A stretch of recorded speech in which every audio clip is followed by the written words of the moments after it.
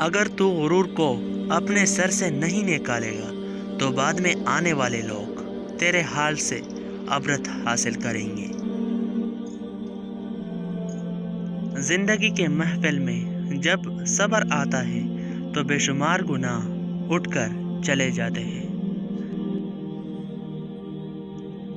حضرت ابن عباس رضی اللہ تعالی عنہ سے روایت ہے کہ رسول اللہ صلی اللہ علیہ وآلہ وسلم تکلیف کے وقت میں یہ دعا پڑھا کرتے تھے: لا الہ الا اللہ رب السماوات ورب الارض ورب العرش الکریم۔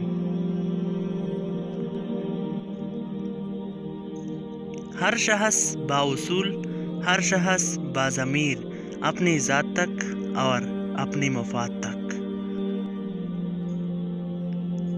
لوگ جب پوچھتے ہیں کہ آپ کیا کام کرتے ہیں، اصل میں وہ حساب لگاتے ہیں کہ آپ کو کتنی عزت دینی ہے۔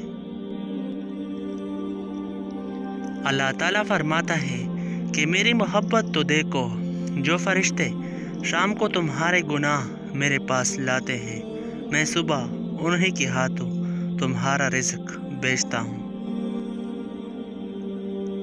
صرف اللہ پاک ہی ہے جس سے جتنی جھک کر محبت مانگی جائے اتنی ہی بلندی نصیب ہوتی ہے۔ درخت جتنا اونچا ہوگا اس کا سایہ اتنا ہی چھوٹا ہوگا، اس لیے اونچا بننے کی بجائے بڑا بننے کی کوشش کرو۔ کچھ لوگ جب روتے ہیں تو اس لیے نہیں کہ وہ کمزور ہوتے ہیں، بلکہ اس لیے کہ مضبوط رہتے رہتے تک جاتے ہیں۔ ہم میں زندہ وہی رہے گا جو دلوں میں زندہ رہے گا، اور دلوں میں زندہ وہی رہتے ہیں جو آسانیاں بانٹتے ہیں، محبتیں بانٹتے ہیں۔ کچھ باتوں کا جواب صرف خاموشی ہوتی ہے، اور خاموشی بہت خوبصورت جواب ہے۔ اگر انسان کسی صحیح راستے پر گامزن ہے تو منزل کے حصول کے لیے کسی جلد بازی کی کوئی ضرورت نہیں۔ بڑی کامیابیاں بڑی دیر کے بعد آتی ہیں۔ نفرت کرنے اور دل جلانے کے لیے یہ زندگی بہت چھوٹی ہے، مسکرائے اور دوسروں کی مسکرانے کی وجہ بنے۔